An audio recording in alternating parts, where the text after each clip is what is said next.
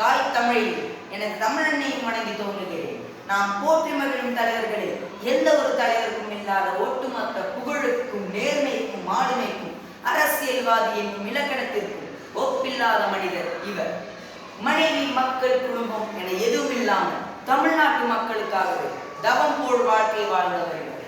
கடைக்கோடி தொண்டனாக இருந்து தான் சார்ந்த கட்சிக்காகவும் கொண்ட கொள்கைக்காகவும் மிக பெரிய தலைவர்களை வரவழைத்து பொதுக்கூட்டங்கள் நடத்திவிட்டு அதன் செலவிற்காக ரயில் நிலையங்களில் பிச்சை எடுத்து கட்சி வளர்த்தவர்.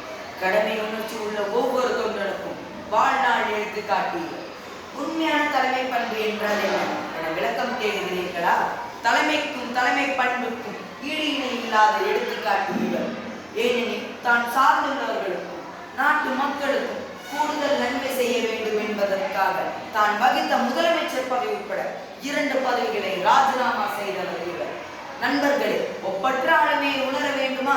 தமிழகத்தை ஆண்ட முதலமைச்சர்கள் தான் முதலமைச்சராக இருந்த 9 ஆண்டுகளில் 1 கிலோமீட்டருக்கு ஒரு தொடக்கப்பள்ளி, 3 கிலோமீட்டருக்கு ஒரு நடுநிலைப் பள்ளி, 5 கிலோமீட்டருக்கு ஒரு உயர்நிலைப் பள்ளி என கல்வி கண் தேர்ந்தவர்.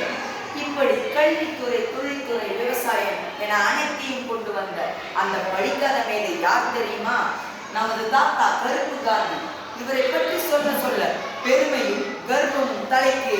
அதே சமயத்தில் அவர் சாகும்போது அவரது சட்டைப்பை 100 ரூபாயும் வங்கி கணக்கில் 125 ரூபாயும் 3 கதராடைகளையும் தான் தனது சொத்தாக வைத்திருந்தார் என தெரிந்த போது அவரது எளிமையான வாழ்க்கையை எண்ணி எனது நெஞ்சம் கணக்கு கண்களில் கண்ணீர் படுகிறது.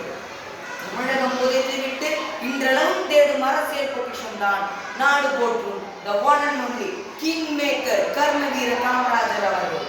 நண்பர்களே, தேர்ந்தெடுக்கும் மற்றொரு காமராஜரே, இல்லையே நாமே அரசியல் களம் காண்போம் இளம் காமராஜர்களாக. நன்றி. நான் உங்கள் நண்பன் அதர்ஷரஜ், மாநகராட்சி நடுநிலைப்பள்ளி, SKC ரோடு.